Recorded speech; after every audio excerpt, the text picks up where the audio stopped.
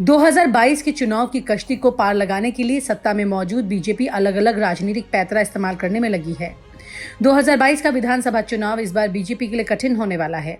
इसको बीजेपी काफी अच्छे से जानती है। शायद यही कारण है कि अब बीजेपी पिछड़े वर्ग के नेताओं को ढूंढने में लगी है जो उसके वोट बैंक को बरकरार रख सके।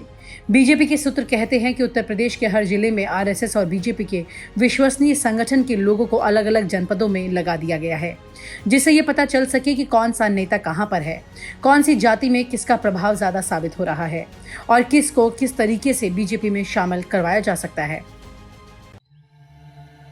यूं ही नहीं, मैं बन जाता हूं। रोज पहले किरण का छोर ढूंढने निकल जाता हूं। धूप छांव दिन रात की परवाह किए बिना पढ़ता जाता हूं। तब कहीं उस उम्दा अनुभव को दुनिया तक पहुंचा पाता हूं।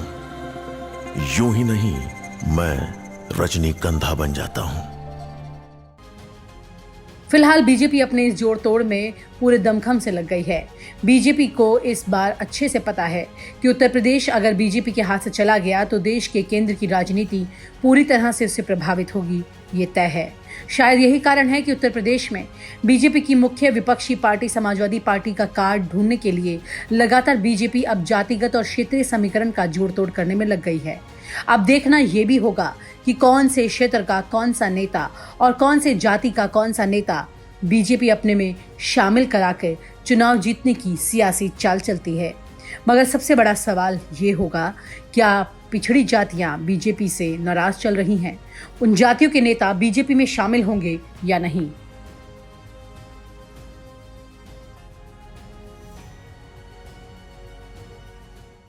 और आप हमसे जुड़े रहने के लिए सब्सक्राइब करें YouTube पर, फॉलो करें Twitter पर और लाइक करें Facebook पर। और ज्यादा जानकारी के लिए न्यूज़ नशा की वेबसाइट पर जाएं। आपको टाइप करना होगा सिर्फ न्यूज़ नशा।